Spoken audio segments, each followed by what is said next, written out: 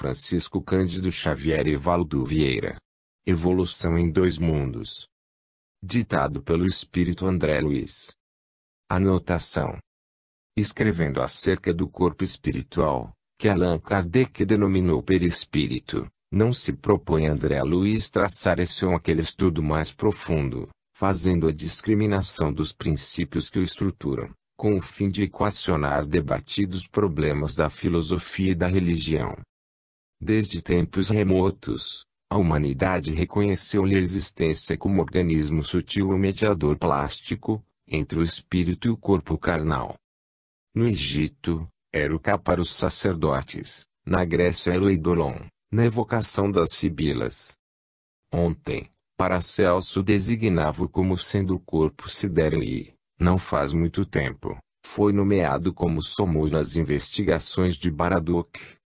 André Luiz, porém, busca apenas acordar em nós outros a noção da imortalidade, principalmente destacando, aos companheiros encarnados, qual forma viva da própria criatura humana, presidindo, com a orientação da mente, o dinamismo do casulo celular em que o espírito, viajor da eternidade, se demora por algum tempo na face da Terra, em trabalho evolutivo, quando não seja no duro labor da própria regeneração. E assim procedeu, acima de tudo, para salientar que, atingindo a maioridade moral pelo raciocínio, cabe a nós mesmos aprimorar-lhe as manifestações e enriquecer-lhe os atributos, porque todos os nossos sentimentos e pensamentos, palavras e obras, nele se refletem, gerando consequências felizes ou infelizes, pelas quais entramos na intimidade da luz ou da sombra, da alegria ou do sofrimento.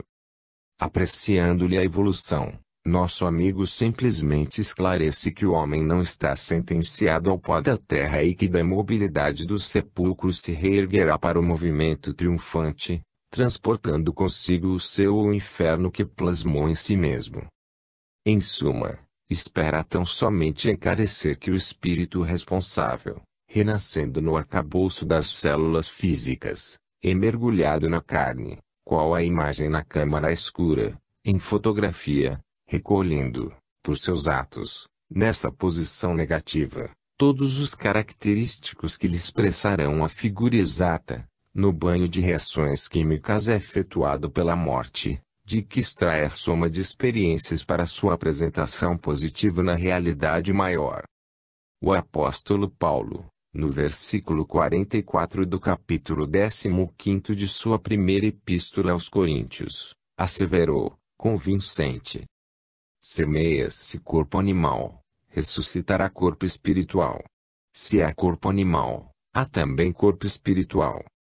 Nessa preciosa síntese, encontramos no verbo semear a ideia da evolução filogenética do ser e, dentro dela, o corpo físico e o corpo espiritual como veículos da mente em sua peregrinação ascensional para Deus. É para semelhante verdade que André Luiz nos convida a atenção, a fim de que por nossa conduta reta de hoje possamos encontrar a felicidade pura e sublime, ao som de amanhã. Emmanuel. Pedro Leopoldo, 21 de julho de 1958. Nota ao leitor. Ajustadas a supremo conforto, no oceano das facilidades materiais, não se forram as criaturas humanas contra os pesares da solidão e da angústia. Nesse navio prodigioso a que chamamos civilização, estruturado em largueza de conhecimento e primor de técnica, instalam-se os homens, demandando o porto que já alcançamos pelo impulso da morte. Contudo, isso não impede regressemos ao bojo da nave imponente para alertar o ânimo dos viajores nossos irmãos, com passaporte imprescritível para o mesmo país da verdade que os espera amanhã, quanto ontem nos aguardava. E voltamos porque a suntuosidade da embarcação não está livre do nevoeiro da ignorância a lhe facilitar a incursão entre os rochedos do crime, nem segura contra a violência das tempestades que lhe convulsionam a organização e ameaçam a estrutura. Realmente, dentro dela atingimos luminosa culminância no setor da cultura, em tudo que tange à proteção da vida física. Sabemos equilibrar a circulação do sangue para garantir a segurança do ciclo cardíaco, mas ignoramos como libertar o coração do cárcere de sombras em que jaz, muitas vezes, mergulhado na poça das lágrimas, quando não seja algemado aos monstros da delinquência. Identificamos a neurite óptica com a eliminação progressiva dos campos visuais e medicamo-la com a vantagem possível, na preservação dos olhos. Entretanto, desconhecemos como arrancar a visão às trevas do espírito. Ofertamos braços e pernas artificiais aos mutilados, contudo, somos francamente incapazes de remediar as lesões do sentimento. Interferimos com vasta margem de êxito nos processos patológicos das células nervosas, auscultando as deficiências de vitaminas e enzimas, que ocasionam a diminuição da taxa metabólica do cérebro. Todavia, estamos inabilitados a qualquer anulação das síndromes espirituais de aflição e desespero que agravam a psicostenia e a loucura. Achamos-nos convictos de que a hidrocefalia congênita provém da acumulação indébita do líquido cefalorraquiano, impondo dilatação no espaço por ele mesmo ocupado na província intracraniana. No entanto, não percebemos a causa fundamental que a provoca. Ainda assim, não voltamos para confabular com aqueles que se sintam acomodados ao desequilíbrio.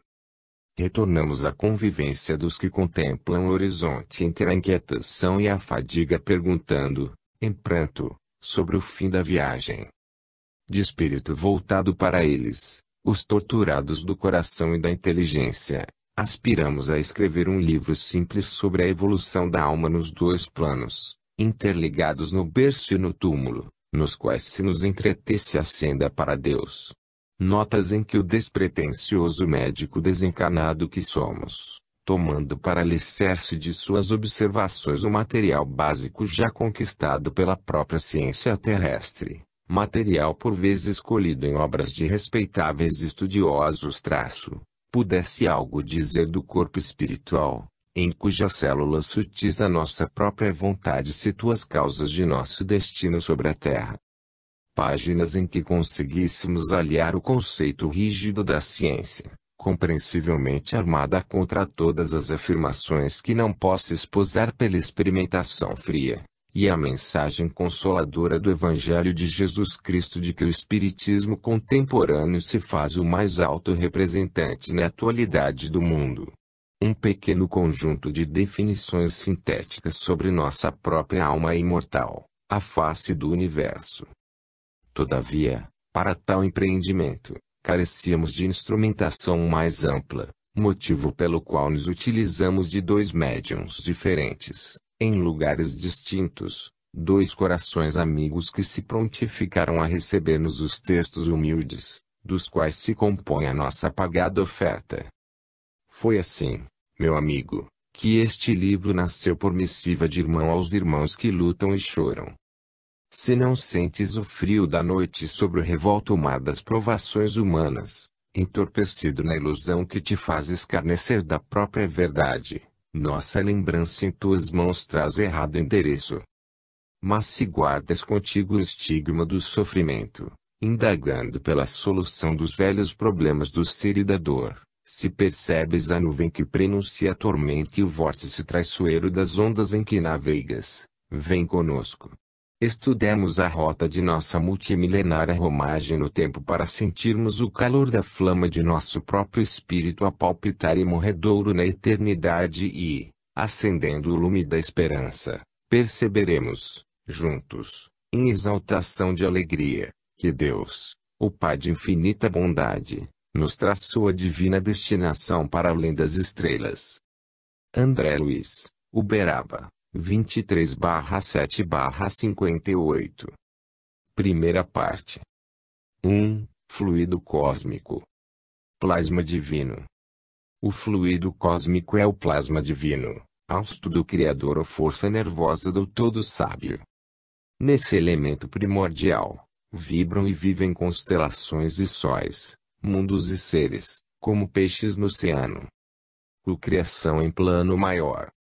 Nessa substância original, Ao influxo do próprio Senhor Supremo, operam as inteligências divinas a ele agregadas, em processo de comunhão indestrutível. Os grandes devas da teologia hindu ou os arcanjos da interpretação de variados templos religiosos, extraindo desse hálito espiritual os celeiros da energia com que constroem os sistemas da imensidade, em serviço de cocriação em plano maior, de conformidade com os desígnios do Todo Misericordioso, que faz deles agentes orientadores da criação excelsa.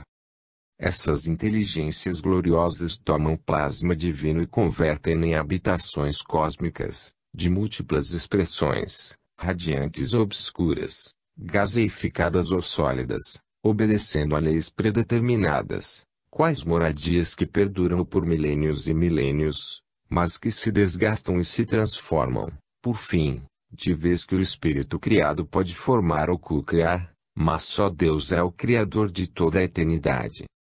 Impérios estelares. Devido à atuação desses arquitetos maiores, surgem nas galáxias as organizações estelares como vastos continentes do universo em evolução e as nebulosas intragalácticas como imensos domínios do universo, encerrando a evolução em estado potencial, todas gravitando ao redor de pontos atrativos, com admirável uniformidade coordenadora. É aí, no seio dessas formações assombrosas, que se estruturam, interrelacionados, a matéria, o espaço e o tempo, a se renovarem constantes, oferecendo campos gigantescos ao progresso do espírito. Cada galáxia quanto cada constelação guardam no cerne a força centrífuga própria, controlando a força gravítica, com determinado teor energético, apropriado a certos fins. A engenharia celeste equilibra rotação e massa, harmonizando energia e movimento, e mantém-se, desse modo, na vastidão sideral, magnificentes florestas de estrelas, cada qual transportando consigo os planetas constituídos de informação, que se lhes vinculam magneticamente ao fulcro central, como os elétrons se conjugam ao núcleo atômico, em trajetos perfeitamente ordenados na órbita que se lhes assinala de início. Nossa galáxia. Para idearmos, de algum modo, a grandeza inconcebível da criação, comparemos a nossa galáxia à grande cidade, perdida entre incontáveis grandes cidades de um país cuja extensão não conseguimos prever. Tomando o Sol e os mundos nossos vizinhos como apartamentos de nosso edifício, reconheceremos que em derredor repontam outros edifícios em todas as direções. Assestando instrumentos de longo alcance da nossa sala de estudo, perceberemos que nossa casa não é a mais humilde, mas que inúmeras outras lhe superam as expressões de magnitude e beleza. Aprendemos que, além de nossa edificação, salientam-se palácios e arranha-céus como Betelgeuse, no distrito de Órion, Canopus, na região do navio, Arcturus, no conjunto do Boeiro, Antares, no centro do Escorpião, e outras muitas residências senhoriais, imponentes e belas, exibindo uma glória perante a qual todos os nossos valores se apagariam. Por processos ópticos, verificamos que a nossa cidade apresenta uma forma espiralada e que a onda de rádio, avançando com a velocidade da luz, gasta 1000 séculos terrenos para percorrer-lhe o diâmetro. Nela surpreenderemos milhões de lares, nas mais diversas dimensões e feitios, instituídos de há muito, recém-organizados, envelhecidos ou em vias de instalação, nos quais a vida e a experiência enxameiam vitoriosas. Forças atômicas. Toda essa riqueza de plasmagem, nas linhas da criação, ergue-se à base de corpúsculos sob radiações da mente, corpúsculos e radiações que, no estado atual dos nossos conhecimentos, embora estejamos fora do plano físico, não podemos definir em sua multiplicidade e configuração, porquanto a morte apenas dilata as nossas concepções e nos aclara a introspecção, iluminando-nos o senso moral, sem resolver, de maneira absoluta, os problemas que o universo nos propõe a cada passo, com os seus espetáculos de grandeza. Sob a orientação das inteligências superiores, congregam-se os átomos em colmeias imensas e, sob a pressão, espiritualmente dirigida, de ondas eletromagnéticas, são controladamente reduzidas às áreas espaciais intraatômicas, sem perda de movimento, para que se transformem na massa nuclear adensada, de que se esculpem os planetas, em cujo seio as mônadas celestes encontrarão adequado berço ao desenvolvimento. Semelhantes mundos servem à finalidade a que se destinam, por longas eras consagradas à evolução do espírito, até que, pela sobrepressão sistemática, sofram um colapso atômico pelo qual se transmutam em astros cadaverizados. Essas esferas mortas, contudo, volvem a novas diretrizes dos agentes divinos, que dispõem sobre a desintegração dos materiais de superfície, dando ensejo a que os elementos comprimidos se libertem através de explosão ordenada, surgindo novo acervo corpuscular para a reconstrução das moradias celestes, nas quais a obra de Deus se estende e perpetua, em sua glória criativa. Luz e calor. Os mundos ou campos de desenvolvimento da alma, com as suas diversas faixas de matéria em variada expressão vibratória, ao influxo ainda dos tutores espirituais, são acalentados por irradiações luminosas e caloríficas, sem nos referirmos às forças de outra espécie que são arrojadas do espaço cósmico sobre a Terra e o homem, garantindo-lhes a estabilidade e a existência. Temos, assim, a luz e o calor, que teoricamente classificamos entre as irradiações nascidas dos átomos supridos de energia. São estes que, excitados na íntima estrutura, despedem as ondas eletromagnéticas. Todavia, não obstante tatearmos com relativa segurança as realidades da matéria, definindo a natureza corpuscular do calor e da luz, e embora saibamos que outras oscilações eletromagnéticas se associam, insuspeitadas por nós, na vastidão universal, aquém do infravermelho e além do ultravioleta, completamente fora da zona de nossas percepções, confessamos com humildade que não sabemos ainda, principalmente no que se refere à elaboração da luz, qual seja a força que provoca a agitação inteligente dos átomos, compelindo-os a produzir irradiações capazes de lançar ondas no universo com a velocidade de 300.000 km por segundo, preferindo reconhecer, em toda parte, com a obrigação de estudarmos e progredirmos sempre, o hálito divino do Criador. O criação em plano menor.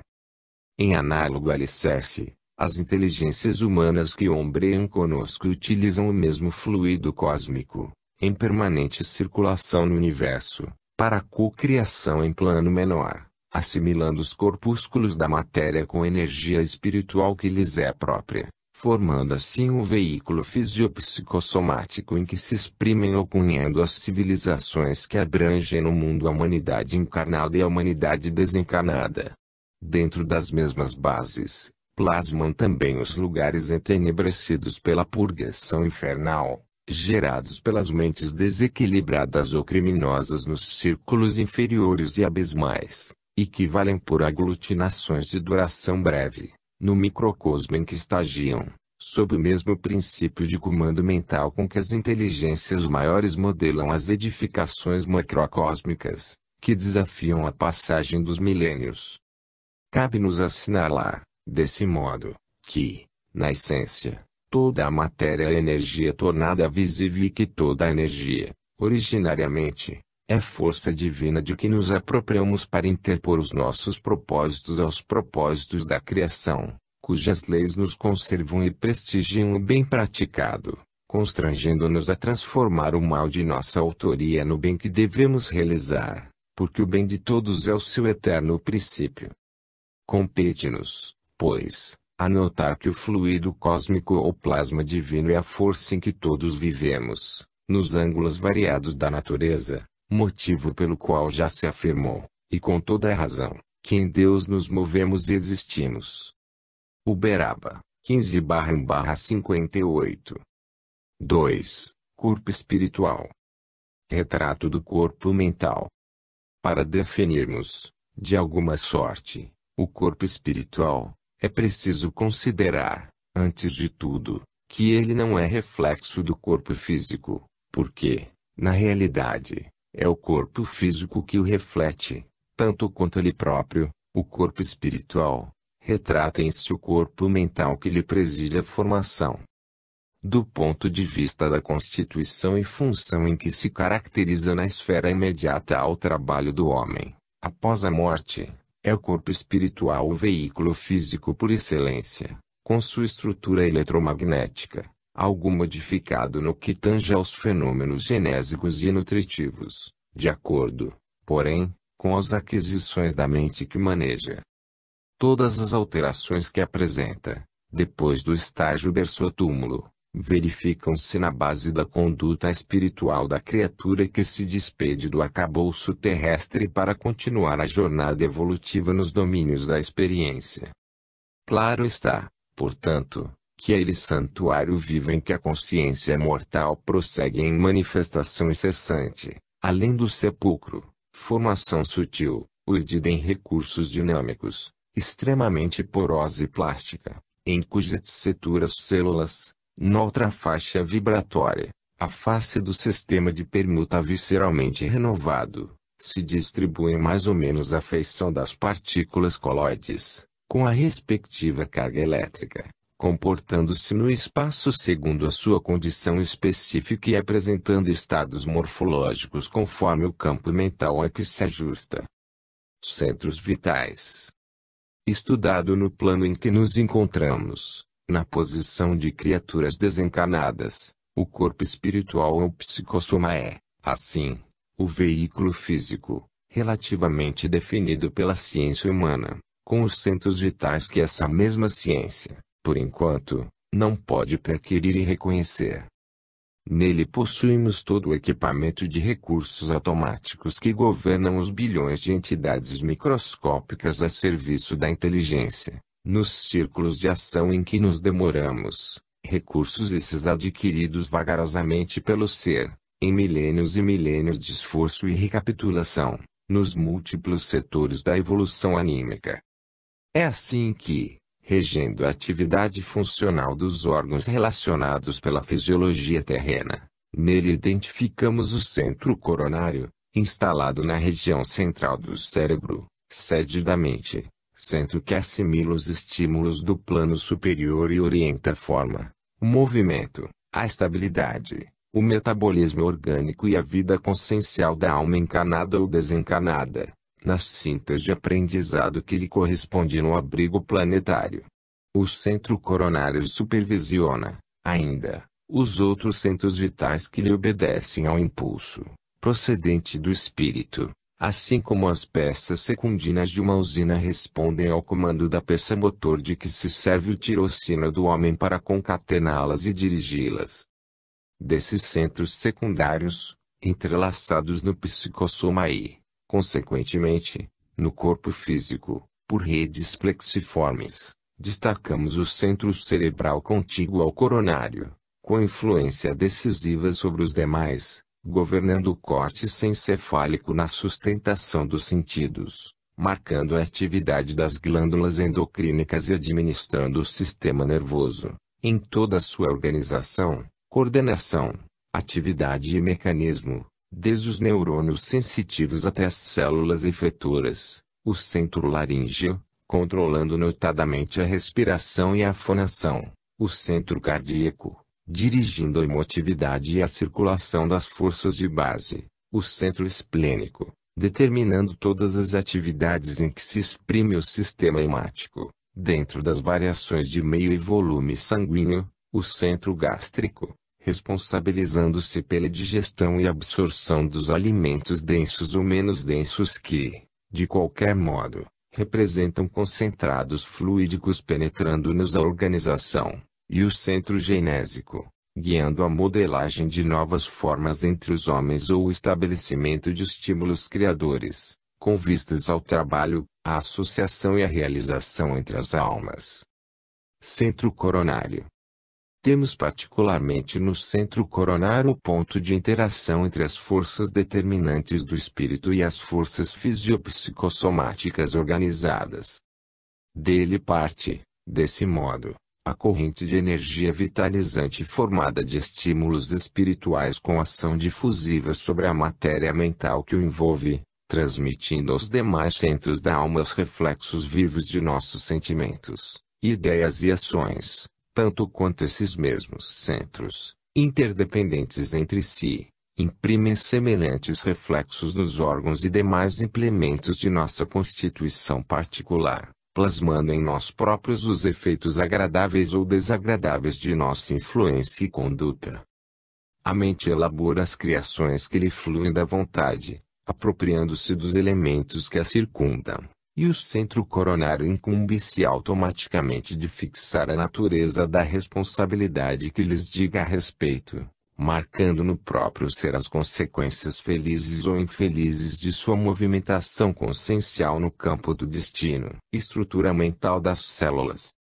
É importante considerar, todavia, que nós, os desencarnados, na esfera que nos é própria, estudamos, presentemente, a estrutura mental das células, de modo a iniciarmos-nos em aprendizado superior, com mais amplitude de conhecimento, acerca dos fluidos que nos integram o clima de manifestação, todos eles de origem mental e todos entretecidos na essência da matéria primária, ou hausto corpuscular de Deus, de que se compõe a base do universo infinito. Centros vitais e células. São os centros vitais fulcros energéticos que, sob a direção automática da alma, imprimem às células a especialização extrema, pela qual o homem possui no corpo denso, e detemos todos no corpo espiritual em recursos equivalentes, as células que produzem fosfato e carbonato de cálcio para a construção dos ossos, as que se distendem para a recobertura do intestino, as que desempenham complexas funções químicas no fígado, as que se transformam em filtros do sangue na intimidade dos rins e outras tantas que se ocupam do fabrico de substâncias indispensáveis à conservação e defesa da vida nas glândulas, nos tecidos e nos órgãos que nos constituem o cosmo vivo de manifestação. Essas células que obedecem às ordens do espírito, diferenciando-se e adaptando-se às condições por ele criadas, procedem do elemento primitivo, comum, de que todos provimos em laboriosa marcha no decurso dos milênios, desde o seio tépido do oceano, quando as formações protoplásmicas nos lastrearam as manifestações primeiras. Tanto quanto a célula individual, a personalizar-se na ameba, ser unicelular que reclama ambiente próprio e nutrição adequada para crescer e reproduzir-se, garantindo a sobrevivência da espécie no oceano em que respira. Os bilhões de células que nos servem ao veículo de expressão, agora domesticadas, na sua quase totalidade em funções exclusivas, necessitam de substâncias especiais, água, oxigênio e canais de exoneração excretória para se multiplicarem no trabalho específico que nosso espírito lhes traça, encontrando, porém, esse clima, que lhes é indispensável, na estrutura aquosa de nossa constituição fisiopsicossomática, a expressar-se nos líquidos extracelulares, formados pelo líquido intersticial e pelo plasma sanguíneo. Exteriorização dos centros vitais. Observando o corpo espiritual ou psicossoma, desse modo em nossa rápida síntese, como veículo eletromagnético, qual o próprio corpo físico vulgar, reconheceremos facilmente que, como acontece na exteriorização da sensibilidade dos encarnados, operada pelos magnetizadores comuns, os centros vitais a que nos referimos são também exteriorizáveis, quando a criatura se encontra no campo da encarnação, fenômeno esse a que atendem habitualmente os médicos e enfermeiros desencarnados, durante o sono vulgar, no auxílio a doentes físicos de todas as latitudes da Terra, plasmando renovações e transformações no comportamento celular, mediante intervenções no corpo espiritual, segundo a lei do merecimento, recursos esses que se popularizarão na medicina terrestre do grande futuro. corpo espiritual depois da morte. Em suma, o psicossoma é ainda corpo de duração variável, segundo o equilíbrio emotivo e o avanço cultural daqueles que o governam, além do carro fisiológico, apresentando algumas transformações fundamentais, depois da morte carnal, principalmente no centro gástrico, pela diferenciação dos alimentos de que se provê, e no centro genésico, quando há a sublimação do amor, na comunhão das almas que se reúnem no matrimônio divino das próprias forças, gerando novas fórmulas de aperfeiçoamento e progresso para o reino do espírito. Esse corpo que evolve e se aprimora nas experiências de ação e reação, no plano terrestre e nas regiões espirituais que lhe são fronteiriças, é suscetível de sofrer alterações múltiplas, com alicerces na dinamia proveniente da nossa queda mental no remorso, ou na hiperdinamia imposta pelos delírios da imaginação, a se responsabilizarem por disfunções inúmeras da alma, nascidas do estado de hipertensão no movimento circulatório das forças que lhe mantém o organismo sutil, e pode também desgastar-se, na esfera imediata e esfera física, para nela se refazer, através do renascimento, segundo o molde mental preexistente, ou ainda restringir-se a fim de se reconstituir de novo, no vaso uterino, para a recapitulação dos ensinamentos e experiências de que se mostre necessitado, de acordo com as falhas da consciência perante a lei.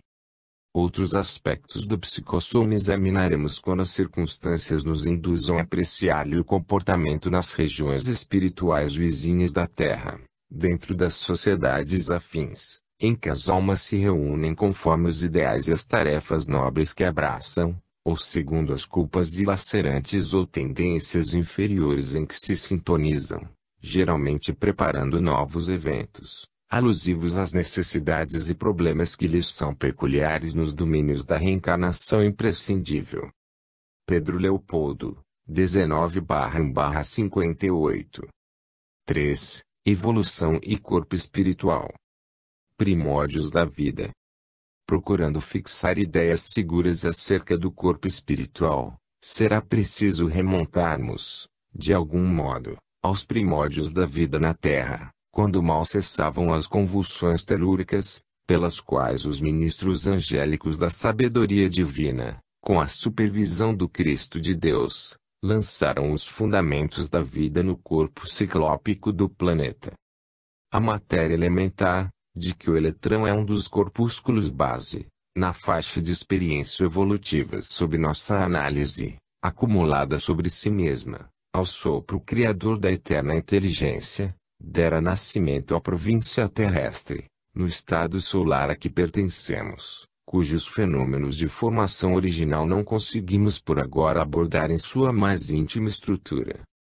A imensa fornalha atômica estava habilitada a receber as sementes da vida e, sob o impulso dos gênios construtores, que operavam no orbe nascituro, vemos o seio da Terra recoberto de mares mornos, invadido por gigantesca massa viscosa a espraiar-se no colo da paisagem primitiva.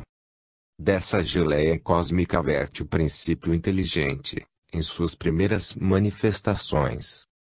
Trabalhadas, no transcurso de milênios, pelos operários espirituais que lhes magnetizam os valores, permutando-os entre si, sob a ação do calor interno e do frio exterior, as mônadas celestes exprimem-se no mundo através da rede filamentosa do protoplasma de que se lhes derivaria a existência organizada no globo constituído. Séculos de atividade silenciosa perpassam, sucessivos. Nascimento do reino vegetal. Aparecem os vírus e, com eles, surge o campo primacial da existência, formado por nucleoproteínas e globulinas, oferecendo o clima adequado aos princípios inteligentes ou mônadas fundamentais, que se destacam da substância viva, por centros microscópicos de força positiva, estimulando a divisão cariocinética. Evidenciam-se, desde então, as bactérias rudimentares, cujas espécies se perderam nos alicerces profundos da evolução, lavrando os minerais na construção do solo, dividindo-se por raças e grupos numerosos, plasmando, pela reprodução assexuada, as células primevas, que se responsabilizariam pelas eclosões do reino vegetal em seu início. Milênios e milênios chegam e passam. Formação das algas. Sustentado pelos recursos da vida que na bactéria e na célula se constituem do líquido protoplásmico, o princípio inteligente nutre-se agora na clorofila, que revela um átomo de magnésio em cada molécula, precedendo a constituição do sangue de que se alimentará no reino animal. O tempo age sem pressa, em vagarosa movimentação no berço da humanidade, e aparecem as algas nadadoras, quase invisíveis, com as suas caudas flexuosas, circulando no corpo das águas, vestidas em membranas celulósicas, e mantendo-se à custa de resíduos minerais, dotadas de extrema motilidade e sensibilidade, como formas monocelulares em que a mônada já evoluída se ergue a estágio superior. Todavia, são plantas ainda que até hoje persistem na Terra, como filtros de evolução primária dos princípios inteligentes em constante expansão, mas plantas superevoluídas nos domínios da sensação e do instinto embrionário, guardando o magnésio da clorofila como atestado da espécie.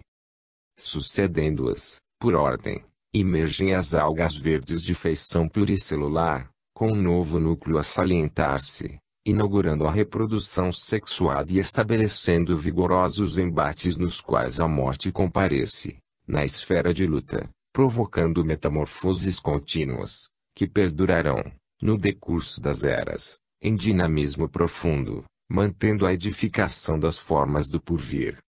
Dos artrópodos aos drumatérios e anfitérios.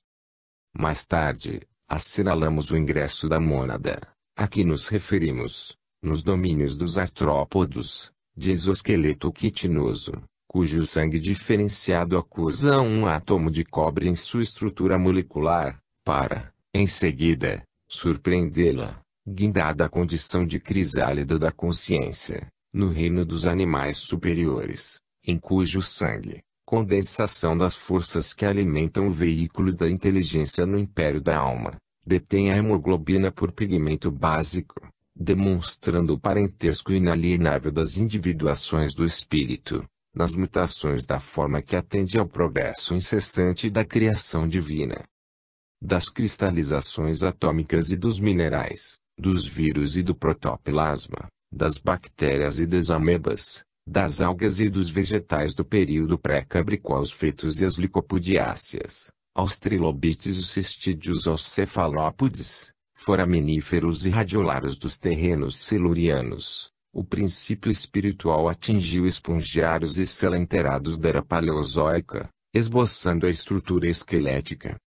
Avançando pelos equinodermos e crustáceos, entre os quais ensaiou, durante milênios, o sistema vascular e o sistema nervoso, caminhou na direção dos ganoides e teleósteos, arquegossauros e labirintodontes para culminar nos grandes lacertinos e nas aves estranhas, descendentes dos pterossauros, no Jurássico Superior, chegando à época supracretácea para entrar na classe dos primeiros mamíferos, procedentes dos répteis pteromorfos. Viajando sempre, adquire entre os drumatérios e anfitérios os rudimentos das reações psicológicas superiores, incorporando as conquistas do instinto e da inteligência. Faixas inaugurais da razão. Estagiando nos marsupiais e cretáceos do Eoceno Médio, nos rinocerotídeos, cervídeos, antilopídeos, equídeos, canídeos, proboscídeos e antropóides inferiores do Mioceno e exteriorizando-se nos mamíferos mais nobres do Plioceno, incorpora aquisições de importância entre os megatérios e mamutes, precursores da fauna atual da Terra, e, alcançando os pitecantropóides da era quaternária, que antecederam as embrionárias civilizações paleolíticas, a mônada vertida do plano espiritual sobre o plano físico atravessou os mais rudes crivos da adaptação e seleção, assimilando os valores múltiplos da organização, da reprodução, da memória, do instinto, da sensibilidade, da percepção e da preservação própria, penetrando, assim, pelas vias da inteligência mais completa e laboriosamente adquirida, nas faixas inaugurais da razão. Eles desconhecidos da evolução.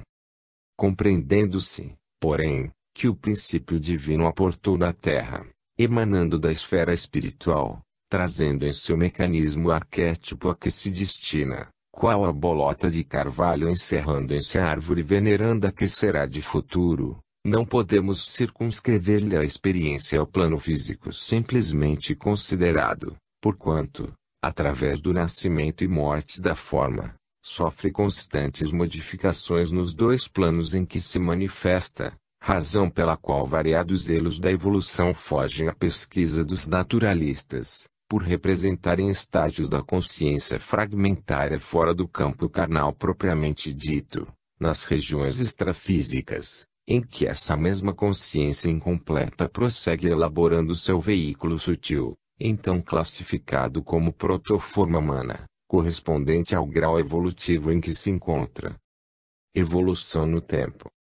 É assim que dos organismos monocelulares aos organismos complexos, em que a inteligência disciplina as células, colocando-as a seu serviço, o ser viaja no rumo da elevada destinação que lhe foi traçada do plano superior, tecendo com os fios da experiência a túnica da própria exteriorização, segundo o molde mental que traz consigo, dentro das leis de ação, reação e renovação em que mecaniza as próprias aquisições, desde o estímulo nervoso à defensiva imunológica, construindo o centro coronário, no próprio cérebro, através da reflexão automática de sensações e impressões em milhões e milhões de anos, pelo qual, com o auxílio das potências sublimes que lhe orientam a marcha, configura os demais centros energéticos do mundo íntimo, fixando-os na tessitura da própria alma.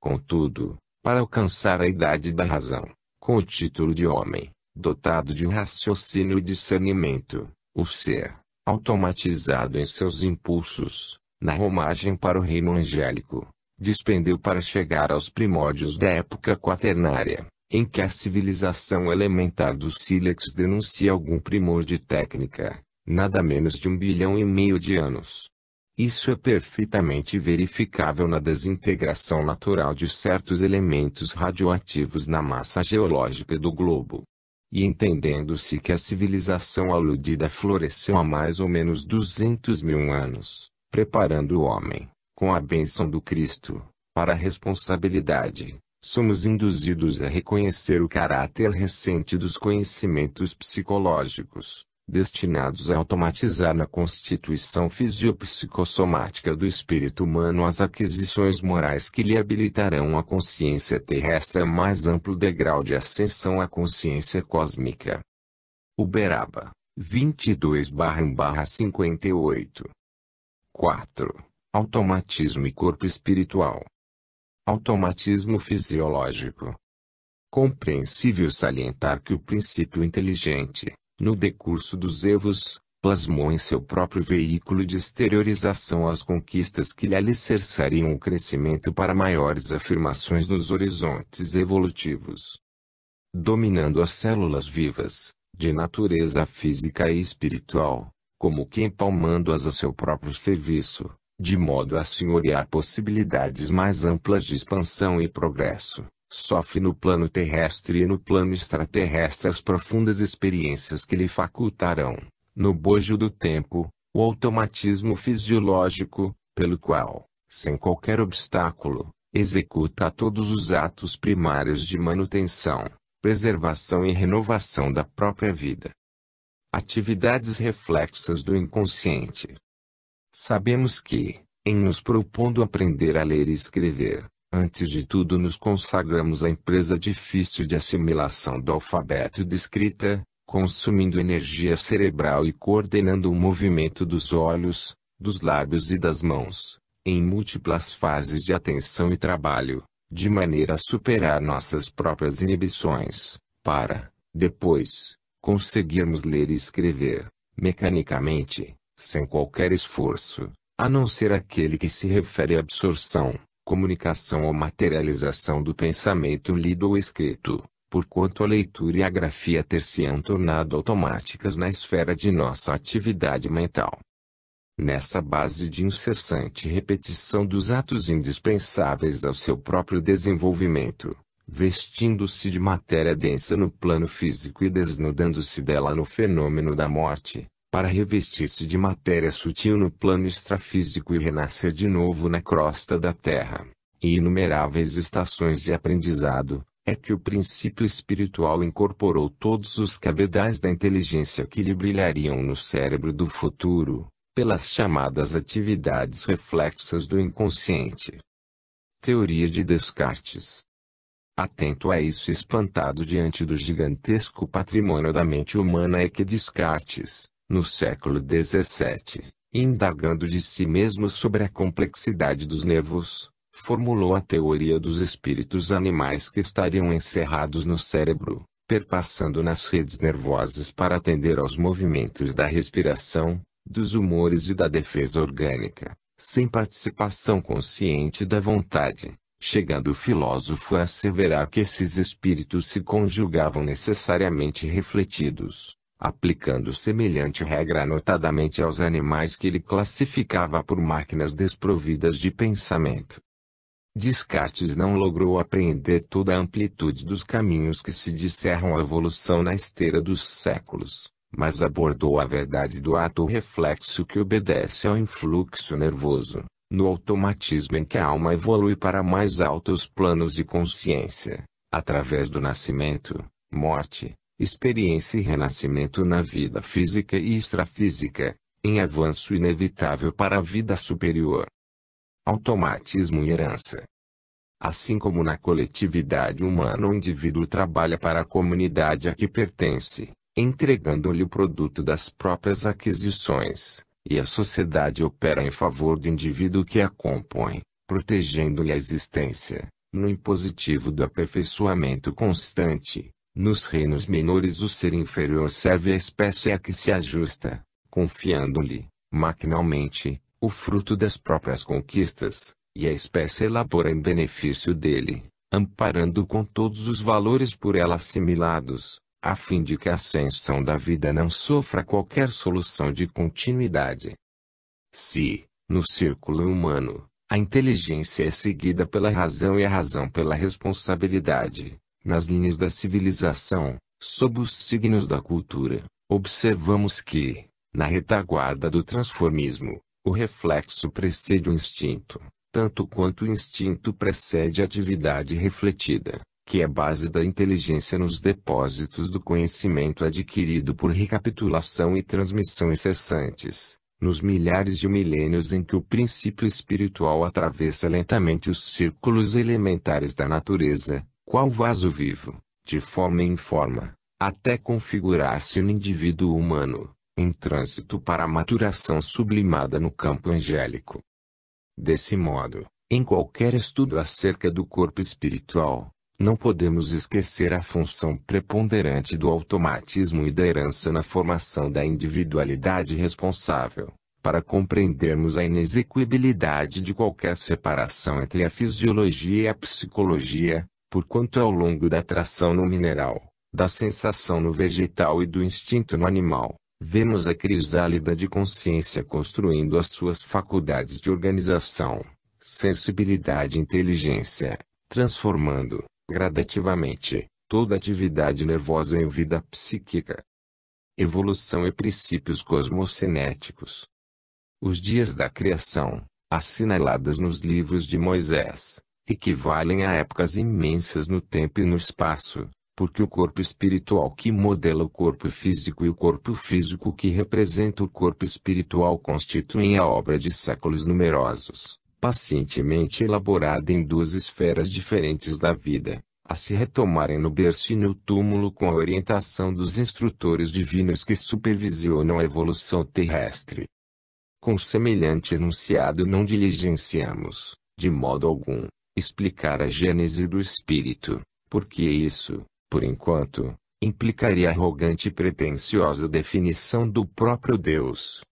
Propomos-nos simplesmente salientar que a lei da evolução prevalece para todos os seres do universo, tanto quanto os princípios cosmocinéticos, que determinam o equilíbrio dos astros, são, na origem, os mesmos que regulam a vida orgânica, na estrutura e movimento dos átomos. O veículo do espírito, além do sepulcro, no plano extrafísico ou quando reconstituído no berço, é a soma de experiências infinitamente repetidas, avançando vagarosamente da obscuridade para a luz. Nele, situamos a individualidade espiritual, que se vale das vidas menores para afirmar-se traço, das vidas menores que lhe prestam serviço, dela recolhendo preciosa cooperação para crescerem a seu turno, conforme os inelutáveis objetivos do progresso. Gênese dos órgãos psicossomáticos. Todos os órgãos do corpo espiritual e, consequentemente, do corpo físico foram, portanto, construídos com lentidão, atendendo-se à necessidade do campo mental em seu condicionamento e exteriorização no meio terrestre.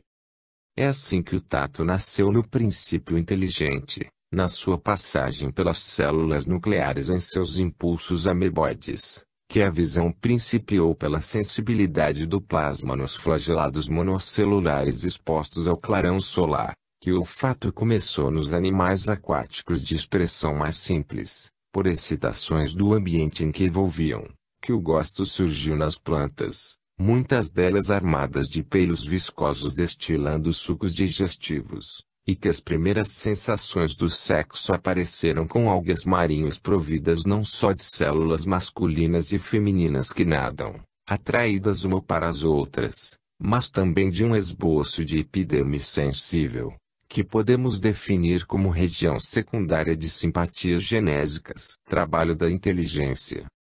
Examinando, pois, o fenômeno da reflexão sistemática, gerando o automatismo que assinala a inteligência de todas as ações espontâneas do corpo espiritual, reconhecemos sem dificuldade que a marcha do princípio inteligente para o reino humano e que a viagem da consciência humana para o reino angélico simbolizam a expansão multimilenar da criatura de Deus que, por força da lei divina, deve merecer, com o trabalho de si mesma, a auréola da imortalidade em pleno céu. Pedro Leopoldo, 26/1/58. 5. Células e corpo espiritual. Princípios inteligentes rudimentares. Com o transcurso dos evos, surpreendemos as células como princípios inteligentes de feição rudimentar, a serviço do princípio inteligente em estágio mais nobre nos animais superiores e nas criaturas humanas, renovando-se continuamente, no corpo físico e no corpo espiritual, em modulações vibratórias diversas, conforme a situação da inteligência que a senhoreia, depois do berço ou depois do túmulo. Formas das células. Animálculos infinitesimais, que se revelam domesticados e ordeiros na colmeia orgânica, assumem formas diferentes, segundo a posição dos indivíduos e a natureza dos tecidos em que se agrupam, obedecendo ao pensamento simples ou complexo que lhes comanda a existência. São cenositos ou micro-organismos que podem viver livremente, como autozitos, ou como parasitos, sincícios ou massa de células que se fundem para a execução de atividade particular, como, por exemplo, na musculatura cardíaca ou na camada epitelial que compõe a parte externa da placenta, com ação histolítica sobre a estrutura da organização materna, células anastomosadas, como as que se coordenam na formação dos tecidos conjuntivos, células em grupos coloniais, com movimentos perfeitamente coordenados, quais as que se mostram nos vulvocídeos, células com matriz intersticial, que elaboram substâncias imprescindíveis à conservação da vida na província corpórea, e as células que podem diversificar-se, constituindo-se elementos livres, como na preparação dos glóbulos da corrente sanguínea. Articulam-se em múltiplas formas, adaptando-se às funções que lhes competem, no veículo de manifestação da criatura que temporariamente as segrega, à maneira de peças eletromagnéticas inteligentes, em máquina eletromagnética superinteligente, atendendo com precisão matemática aos apelos da mente, assemelhando-se, de certo modo, no organismo, aos milhões de átomos que constituem harmonicamente as cordas de um piano, acionadas pelos martelos minúsculos dos nervos, ao impacto das teclas que podemos simbolizar nos fulcros energéticos do córtex encefálico, movimentado e controlado pelo espírito, através do centro coronário que sustenta a conjunção da vida mental com a forma organizada em que ela própria se expressa. Motores elétricos microscópicos,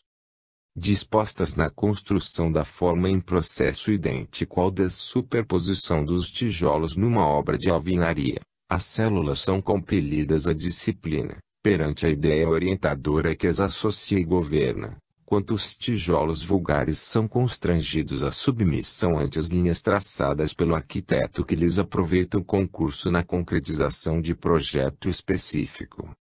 É assim que são funcionárias da reprodução no centro genésico, trabalhadores da digestão e absorção no centro gástrico, operários da respiração e fonação no centro laríngeo, da circulação no centro cardíaco, servidoras e guardiãs fixas ou migratórias do tráfego e distribuição, reserva e defesa no centro esplênico, auxiliares da inteligência e elementos de ligação no centro cerebral e administradoras e artistas no centro coronário, amolgando-se às ordens mentais recebidas e traduzindo na região de trabalho que lhes é própria a individualidade que as refreia e influencia, com justas limitações no tempo e no espaço.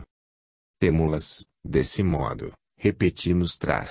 por microscópicos motores elétricos, com vida própria, subordinando-se às determinações do ser que as aglutina e que lhes imprime a fixação ou a mobilidade dispensáveis às funções que devam exercer no mar interior do mundo orgânico, formado pelos líquidos extracelulares, a se definirem no líquido lacunar que as irriga e que circula vagarosamente, na linfa que verte dos tecidos, endereçada ao sangue, e no plasma sanguíneo que se movimenta, rápido, além de outros líquidos intersticiais, característicos do meio interno.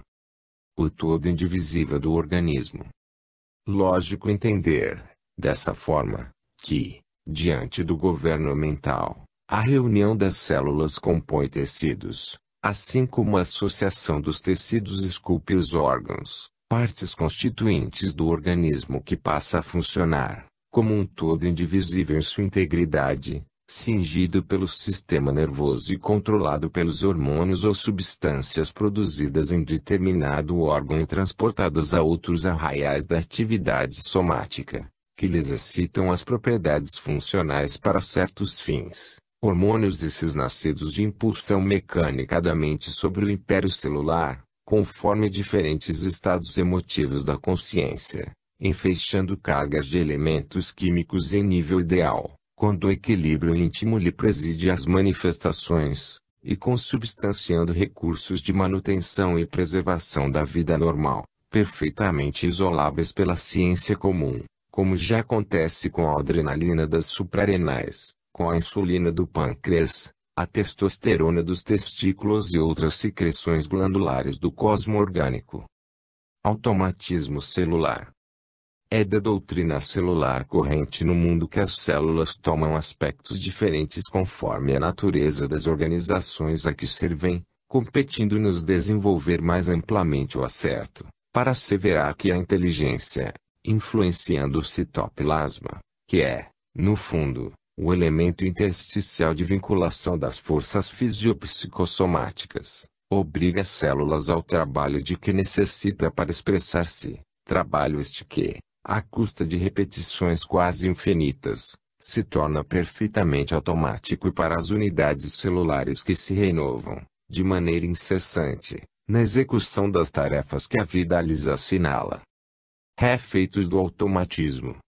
Perfeitamente compreensíveis, nessa base, os estudos científicos que reconhecem os agrupamentos colaboracionistas das células especializadas, através da cultura artificial dos tecidos orgânicos, em que um fragmento qualquer desses mesmos tecidos, seja da epiderme ou do cérebro, permanece vivo, por muito tempo, quando mergulhado em soro que, cuidadosamente imunizado e mantido na temperatura correspondente à do corpo físico, acusa uma vida intensa. Decorridas algumas horas, os produtos de excreta intoxicam o soro, impedindo o desenvolvimento celular, mas, se o líquido for renovado, continuam as células a crescer no mesmo